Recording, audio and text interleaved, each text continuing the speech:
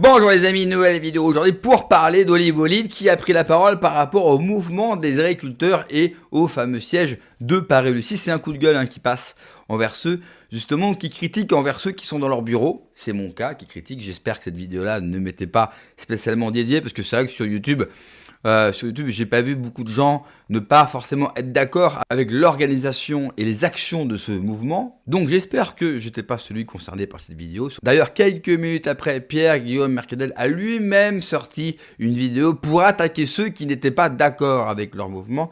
Et c'est parfait parce que la vidéo d'Olive elle est parfaite et ça va me permettre de rebondir et peut-être aussi d'éclaircir ma pensée et mes propos. Juste avant d'écouter Olive, n'oubliez pas de vous abonner, le pouce, le commentaire, le partage, le boost de la vidéo et puis allez vous abonner au cher Olive. Allez, on l'écoute et on en parle juste après. Rentrer dans la division. Je vais aller marcher avec tout le monde, que ça soit des apolitiques, que ça soit des gens de gauche, ça va en choquer certains, mais vous allez comprendre pourquoi. Que ça soit des gens de droite, que ça soit des Marocains, des Tunisiens, des Algériens, des Français, j'en ai strictement rien à carrer. Aujourd'hui, il faut savoir dire les choses et il faut savoir faire les choses. Ça veut dire faisons les choses ensemble. Et je respecterai en fait toutes les personnes qui ont le courage d'être sur le terrain. Toutes les personnes qui ont le moyen d'être sur le terrain et d'y être, je vais les respecter jusqu'au bout, peu importe qui ils sont. J'en ai strictement rien à carrer. Maintenant, est-ce que je vais me diriger pour aller faire le convoi vers Paris ? Est-ce que je vais me diriger vers des barrages ? J'en sais rien du tout. Tout ce que je peux vous dire, c'est qu'à partir de lundi matin, je reprends la route et je retourne sur le terrain. J'ai pas envie d'être dans mon petit bureau à expliquer aux autres ce qu'il faut faire. Certainement pas. J'ai pas envie de rentrer dans cette doctrine. Et j'invite toutes les personnes qui restent dans leur bureau depuis des semaines, depuis des mois, depuis des années, et qui se permettent tout le temps de critiquer les gens qui sont sur le terrain, les gens qui agissent, les gens qui prennent des risques à en faire d'eux-mêmes, et à quitter leur petit bureau doré ou leur petit canapé, et d'aller sur le terrain. Qu'est-ce que je vais faire ? Je vais me diriger vers des zones d'action. Et puis je verrai bien comment que ça va se passer. Parce que je vais vous dire la vérité au moment où on se parle. Personne sait comment que ça va se passer. Et personne sait exactement ce qui va se passer. Voilà la vérité. Parce qu'on n'a pas de boule de cristal.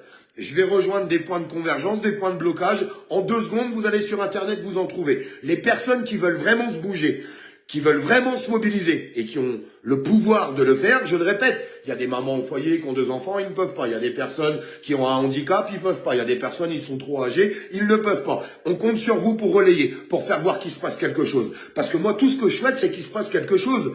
Mais pas dans mon bureau à commenter ce qui se passe, en étant sur le terrain.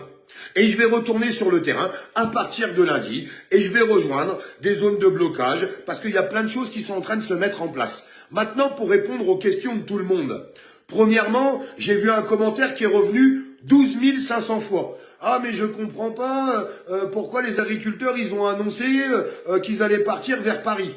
Est-ce que vous pensez qu'un convoi d'agriculteurs qui va faire 600 km à 45 km/h, ils vont pas être grillés? Bien sûr qu'ils vont être grillés. Bien sûr que le gouvernement va savoir ce qui se passe. Est-ce que vous pensez qu'il n'y a pas des gens infiltrés déjà au moment où on se parle sur les zones de barrage, sur les zones de blocage, sur les actions de terrain? Les renseignements généraux sont partout et ils nous écoutent au quotidien, sur nos lignes téléphoniques, sur WhatsApp, parce que les gens qui pensent que WhatsApp c'est sécurisé, qu'ils n'entendent rien, arrêtez votre délire.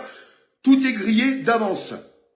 La seule réussite pour pouvoir destituer Emmanuel Macron, je vous le répète, c'est le nombre. Le nombre des personnes qui, au lieu d'être dans leur canapé à expliquer aux autres comment il faut faire, iront sur le terrain. Voilà, tout simplement. Parce que la seule réussite, ça sera une mobilisation générale. Donc, j'en sais rien comment que ça va se passer et personne ne le sait. Je vous le répète, personne ne le sait. Par contre, si vous avez envie de vous mobiliser, si vous avez envie de faire des choses, rejoignez toutes les zones de blocage à partir de lundi. C'est pas plus compliqué que ça. Ça sert à rien d'écouter machin qui a dit qu'il fallait aller bloquer ceci. Ça sert à rien d'écouter bidule qui dit que machin c'est un connard. En fait, c'est ça qu'il faut faire. Eh bien, qu'ils nous fassent voir tous ces gens-là. Parce que les gens qui sont là dans leur petit bureau en train de dire aux autres, lui c'est un connard, hein, et ils font rien. Ils font rien du tout. Ils font que dalle. Donc moi j'en ai ras-le-bol de tout ça. Donc je vais rejoindre des zones de terrain Peut-être que j'irai pas à Paris, peut-être que je vais rester sur des zones de blocage. Si demain il y a des blocages de ports, eh bien j'irai. Si demain il y a des blocages d'aéroports, eh bien j'irai. Si demain il y a des blocages de routes, eh bien j'irai. Si demain il y a des blocages de centres d'impôts, eh bien j'irai. Et puis si à un moment donné il y a un convoi qui part vers Paris, eh bien j'irai aussi. Et en fait, je pense que tout le monde devrait réagir comme ça aujourd'hui. Parce que je le répète, il y a péril. Pas péril de savoir si tel agriculteur a dit la bonne chose, si Olive Olive a dit la bonne chose. On n'en sait rien. Le tout, c'est d'être sur le terrain. C'est ça la priorité en fait. Et le tout, c'est de comprendre que notre pays est en train de couler, qu'on est en train de nous enlever notre souveraineté tout à chacun, qu'on est en train de perdre notre souveraineté alimentaire, qu'on tue encore des vaches tous les jours, des vaches vaccinées. D'ailleurs, on finira par en parler du vaccin parce que je suis en train de me pencher à fond dessus. On va en finir par en parler. Aujourd'hui, ce n'est pas un vaccin ARN, mais d'après ce que je comprends, après, ils voudraient imposer un vaccin ARN. Faut bien observer tout ce qui est en train de se passer quand même. Je pense que c'est super important. On s'est battu pendant la crise sanitaire, on continuera de se battre correctement. Moi, tout ce que je sais, c'est qu'aujourd'hui, on tue des vaches qui sont pas malades. Tout ce que je sais, c'est que dans les supermarchés, il y a du poulet pourri d'Ukraine, des œufs pourris d'Ukraine, et bientôt de la viande de merde qui va venir du monde entier. Bon, je pense que certains l'ont compris, son coup de gueule était principalement dirigé vers moi. Et c'est pas grave. On a le droit de ne pas être d'accord et ça ne m'empêche pas d'apprécier, d'aimer Olive Olive. Olive Olive, je sais que certains ne l'apprécient pas. Moi, j'ai eu la chance de le rencontrer à plusieurs reprises quand je bossais pour Florent Philippot, notamment pendant la crise sanitaire et aussi après. Alors oui, c'est vrai, ça fait 2 ans que je ne suis pas retourné sur le terrain. Pour autant, j'estime qu'avec tout ce que j'ai fait, et Olive Olive était présent, pas tout le temps, mais il m'a vu plus d'une dizaine de fois, je pense que j'ai pas besoin avec lui et j'ai pas envie de faire un concours de bite ou un concours de légitimité avec Olive Olive. Pour revenir sur les critiques sur Olive Olive, c'est un mec qui l'a que pour l'image ou que pour le pognon. Moi qui l'ai rencontré, qui l'ai vu, il n'y a pas plus simple et plus gentil qu'Olive Olive. Ce n'est pas le cas pour toutes les personnalités politiques que j'ai vues. Première chose. Deuxième chose, sur l'argent. Olive Olive, c'est un mec comme nous. C'est un mec de la France moyenne. De mémoire, je crois qu'il était routier. Donc il gagnait pas une thune comme nous tous. Et puis, le destin a fait qu'il est devenu une figure des Gilets jaunes. Et ensuite, il a employé cette lumière sur les réseaux sociaux. Et ça fonctionne, et tant mieux pour lui. Effectivement, il doit beaucoup mieux gagner sa vie qu'avant. Et où est le problème? Le mec travaille et le mec gagne des sous. Où est le problème? Le problème, c'est pas qu'Olive Olive gagne beaucoup d'argent, par exemple. Le problème, c'est que vous et nous tous ne gagnons rien avec les métiers que nous faisons. Franchement, ne l'attaquez pas sur ça, il ne mérite absolument pas ça. Et au moins, son temps et son argent, il se domène comme il peut. Mais il va partout et il aide beaucoup. Olive Olive, c'est quelqu'un qui aide énormément de gens.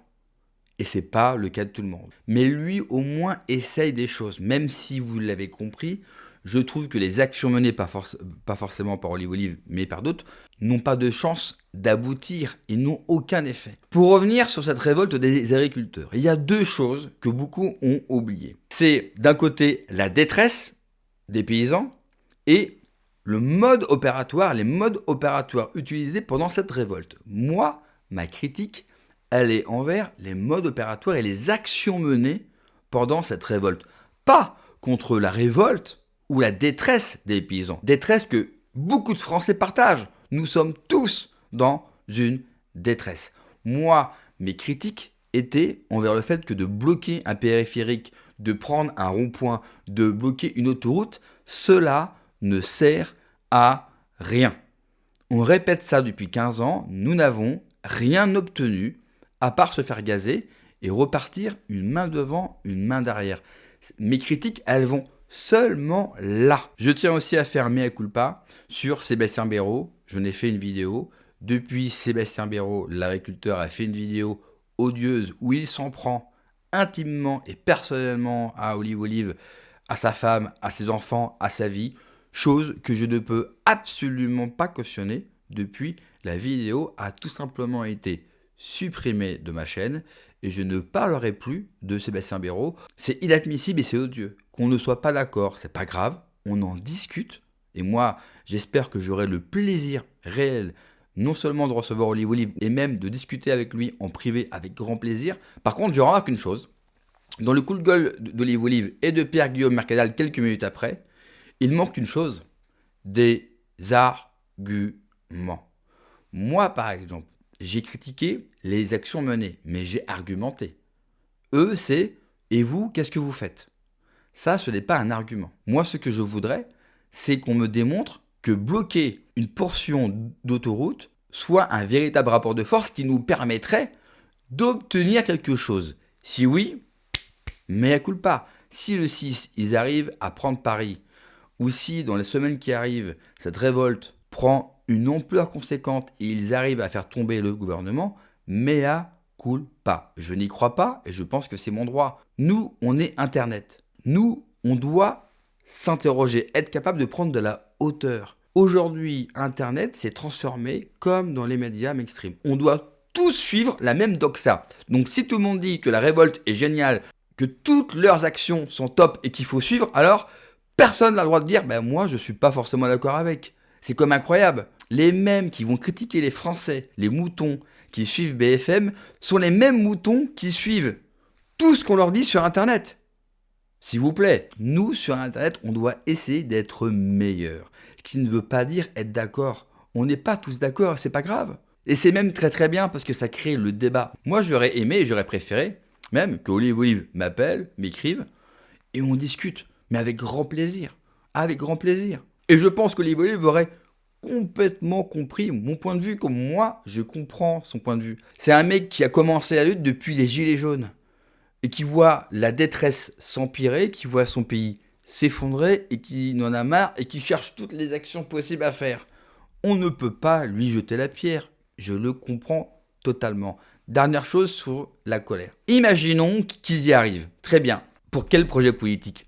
Toute colère doit être guidée par un projet politique et par une pensée politique car tout est politique. Imaginons demain, ils arrivent et c'est tout le mal que je leur souhaite et que je nous souhaite à faire tomber le gouvernement. Qu'est-ce qu'on fait après ? On remet des élections, on continue avec la 5e, on fait une 6e, on met le RIC, on ne sait pas. Du coup, il y a un énorme trou noir.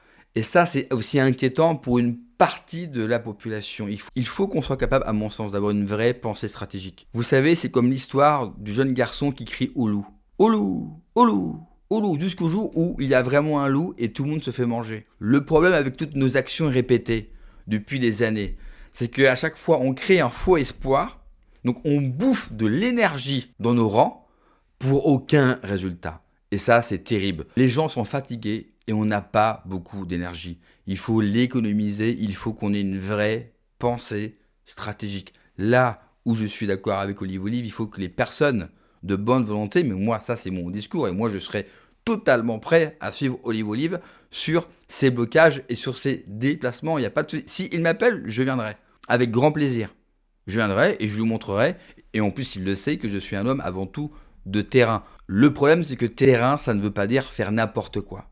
Regardez, quand un pays bombarde un autre pays, qu'est-ce qu'ils font ? Ils commencent par bombarder les points stratégiques. Nous, le problème, c'est qu'on tire dans tous les sens et on espère une réussite. Je ne crois pas que cela fonctionne. Si ça fonctionne, mea culpa, et tant mieux, parce qu'on veut tous en finir le plus vite possible. Merci d'avoir regardé la vidéo, les amis. N'oubliez pas de vous abonner, le pouce, le commentaire, le partage, le boost de la vidéo. Et abonnez-vous, bien sûr, à Olive Olive. Prenez soin de vous, que Dieu vous protège. Allez, ciao.